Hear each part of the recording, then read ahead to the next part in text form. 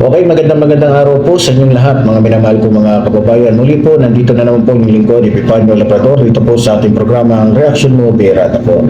At syempre, bago lahat, binabati ko na po natin ating minamahal na Pangulong Ferdinand Marcos Jr., maging ating minamahal House Speaker Martin Romualdez, maging ang ating minamahal First Lady Lisa Araneta Marcos. At syempre, sa araw po ito, hindi po natin pwedeng kalimutan na batiin ang ating mga minamahal na Epifanio supporters, lalong-lalo na po yung mga kababayan po natin sa abroad na lagi po natin nakakasama sa bawat araw po na tayo po nirmahan ng pinag-uusapan dito po sa ating programa ang Reaction Mo, Berata po. Okay, sa araw po ito mga minamahal ko mga kababayan, pag-uusapan po natin ito pong napanood kong video na kung saan sa video pong ito ay tila gusto pong makuha ni Rodrigo Roa Duterte yung simpatya ng taong bayan o yung loob ng taong bayan para po siya ay suportahan maging ang kanyang mga alipores. So para maintindihan po natin, ito pakinggan po natin, panoorin. Ang bayan ko'y tanging ikaw, Pilipinas kong mahal, ang puso ko at buhay man sa iyo'y ibibigay, tungkulin kong gagampanan, nanlagi kang paglilingkuran, pamalayang with papantayan, Pilipinas kong nihirang. Ayun, nakita nyo mga kababayan, pil na pil po nito ni Rodrigo Roa Duterte yung kanyang inaawit. Pil na pil niya na para bagang yung inaawit niya o yung mensahe ng inaawit niya ay ginagawa niya. Diba? So, ako, ito tatanong lang ako. Pero wala akong question na kung Pilipino ba itong si Rodrigo Roa Duterte, dahil alam naman natin na yung kanyang ama, ina, ay pareho pong pinanganak dito sa bansang ito at may tuturing at talagang Pilipino talaga. So, hindi yun ang itatanong ko. Ang tanong ko po ay ito, maniniwala ba kayo na talagang mahal niya ang Pilipinas? Kasi parang iba po yung aking nakikita o naramdaman o naobserbahan nung mga panahon na siya po ay Pangulo ng ating bansa. Paano ko po nasabi mga kababayan? Dito po sa ating screen, kung maalala niyo po, yung issue na tungkol sa balitang ito. Yan, makita niyo sa ating screen. Ano ba ang nakasulat diyan, mga minamahal ko mga kababayan? Basahin niyo pong mabuti. Ito po yung tungkol po sa inamin po ng ni Harry Roque, kung maalala ninyo. Ito po yung tungkol po sa secret agreement, no? So, doon po sa secret agreement, meron po tong usapin na kung saan sa secret agreement na to, agrabyado po yung ating bansa. Na kung saan habang ang bansang China ay nakakagawa ng iba't ibang mga struktura sa nasabing isla na pagmamayari po natin. Yung atin naman pong BRP Sierra Madre doon sa Ayungin Shoal ay hindi po makapag-repair man lamang dahil yun po yung nakapaloob doon sa secret agreement. Ngayon, kung ako po tatanungin ninyo, kung mahal po talaga ni Rodrigo Roa Duterte ang bansa natin, bakit ganon? Bakit ganyan? Hinayaan niya na magmukhang kawawa yung ating mga kasundaluhan na nagbabantay o nakatira doon sa isang barkong lumang-luma na, kinakalawang na halos kung titignan mo, kalunos-lunos po yung kanilang kalagayan. Diba? Kung mahal ni Rodrigo Roa Duterte ang ating bansa, bakit hinayaan niya na sa pamamagitan ng pera na, kasi ang alam ko, kaya sinusunod ni Rodrigo Roa Duterte yung ating mga kalaban o itong bansang China dahil sa nabigyan siya ng dolyar na pera, milyong-milyong salapi para sundin ang gusto ng bansang China. Ngayon, kung tutuusin, yung pera na yon na nakuha o nadala ni Rodrigo Roa Duterte, hindi po natin napakinabangan yun. Tanging mga Duterte lamang po ang nakinabang nun. Tanging sila lang po ang nagkapera, hindi po tayo. Ngayon, ang tanong ko sa inyo, tama ba na awitin ni Rodrigo Roa Duterte yung unang lyrics na inawit niya? Ang bayan ko'y tanging ikaw, Pilipinas kong mahal. Parang hindi maganda pakinggan. Lalo na kung ang aawit nito ay isang taong alam naman natin na nagtraidor sa ating bansa. Tama po ba? Tama po ba mga kababayan? Mukhang hindi maganda pakinggan na ang umaawit ng awit na ito ay isang taong alam naman natin na nakipag-deal sa isang bansa na sila lang nakakaalam. Kaya nga po, ang nakakalungkot pa dito, dahil dito kay Rodrigo Roa Duterte, dumami po yung mga spy. Dumami yung mga Chino na kung saan ay nakakagawa ng iba't ibang mga krimen sa ating bansa. Dahil kay Rodrigo Roa Duterte, naglaganap po ang mga krimen na ang may gawa po ay mga Chino. Diba? Nakaka-hack sila, nakaka-access sila sa mga gusto nilang, di ba? So, para sa akin, hindi naman sa nilalait ko si Rodrigo Roa Duterte, pero para po sa akin, walang karapatan si Rodrigo Roa Duterte na umawit sa awit na to. Pilipinas kung mahal. Kung mahal mo Rodrigo Roa Duterte, ang bansang ito, hindi mo hinayaan na magmukhang kawawa yung mga sundalo doon sa BRP Sierra Madre. Kung mahal mo ang bansang ito, ipaglalaban mo, tatayuan mo, paninindigan mo. Hindi mo ipagpapalit ang pagmamayari ng bansang ito sa pera. Tama ako mga kababayan.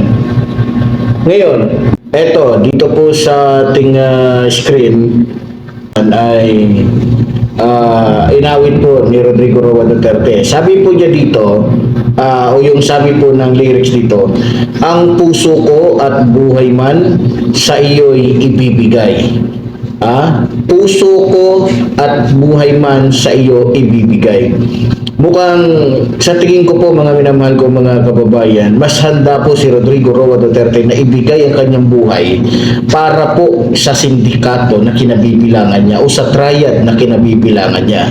No, hindi po sa Pilipino. Sa totoo lang, hindi naman po siya nag-alay ng buhay, kundi pumatay ng napakaraming buhay. Tama po ba ako?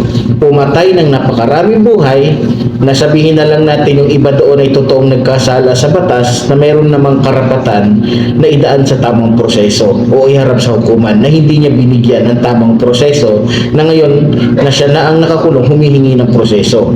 Karamihan po sa mga pinapatay niya ay mga taong inosente. Kabilang na po dyan ang mga kabataan, mga teenager, at yung mga taong walang kamuang-muang o walang karanasan tungkol sa droga.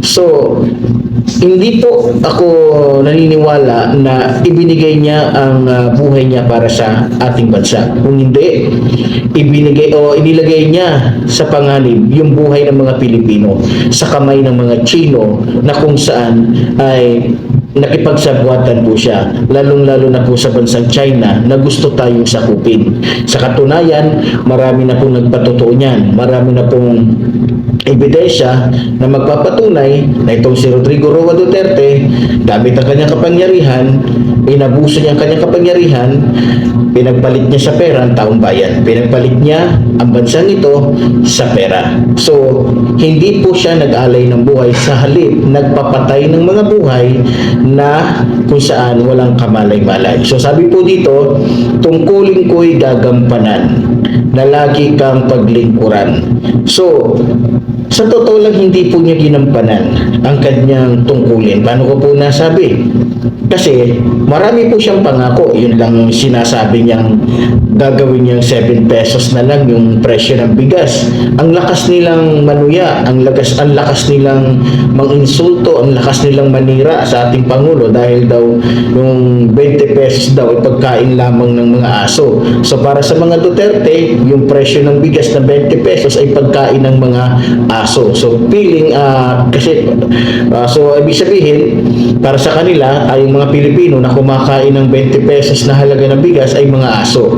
So kawawa naman tayo, kawawa naman ang mga Pilipino. So yan ang tingin ng mga Duterte o ni Sara Duterte sa mga Pilipinong kumakain po ng bigas na nagkakahalaga ng 20 pesos. Pero at least yung sa ating mahal na Pangulo, natupad niya sa kabila ng mga pagsubok at paninira na ginagawa sa kanya. So bumalik tayo doon, tungkulin ko ay gagampanan na lagi kang paglingkuran. Sa totoo lang, ng mga panahon po ni Rodrigo Roa Duterte, hindi po niya napaglingkuran ng mga Pilipino sa halip, mas pinaglingkuran niya ang bansang China.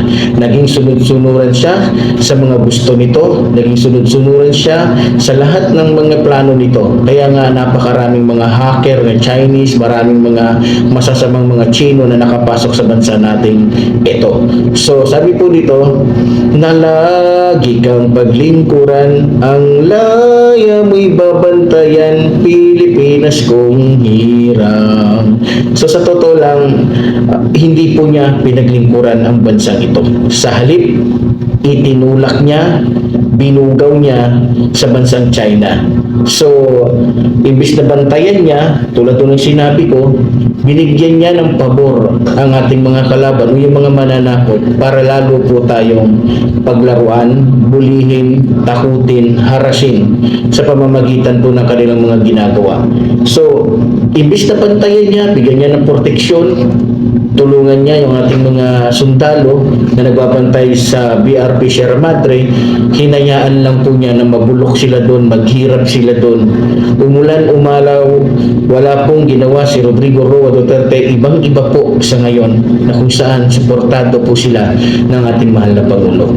Noon talagang grabe, kawawa po yung mga sundalo doon sa BRP Sierra Madre. Walang pakialam, walang puso, walang damdamin, walang pakialam si Rodrigo Roa Duterte kung mamamatay man, malulunod man yung ating mga kasundaluhan doon sa BRP Sierra Madre. Ibang-iba po ngayon na kung saan sa kabila ng malayo, hindi masyadong nakikita yung ating mga kasundaluhan doon sa BRP Sierra Madre. Ngayon po, inaalagaan po sila, binibigyang pansin, sinusuportahan po ng ating mahal na Pangulo.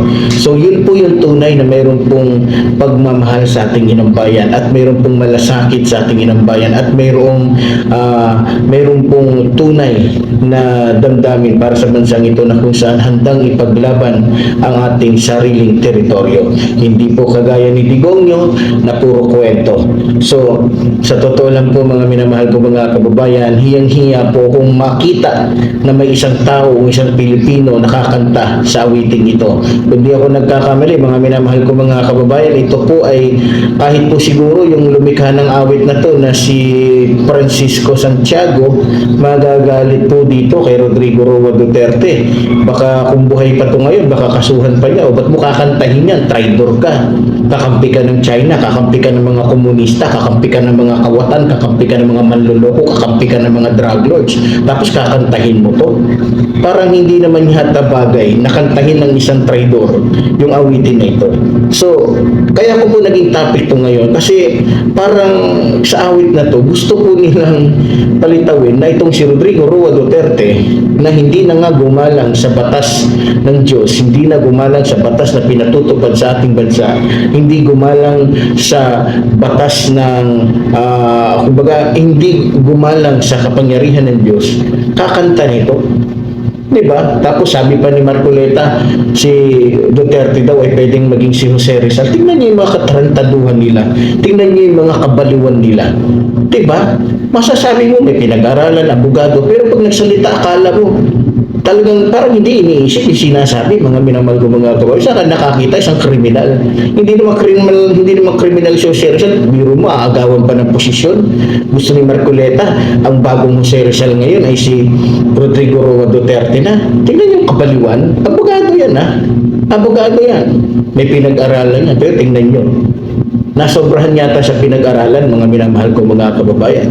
So, pero ganoon pa man, para po sa akin, wala pong karapatan na umawit si Rodrigo Roa Duterte ng kahit anumang awitin ng pambansang awit sapagkat siya po ay isang taksi, isang traidor. Kaya kung gusto niya, umawit siya yung pambansang awit ng China. Bagay sa kanya yun kasi aso siya ng China. So muli po, tulad po sinasabi rin yung lingkod, mabuhay po ang ating bayan, mabuhay po rin mabuhay sa ating bayan. Maraming salamat po.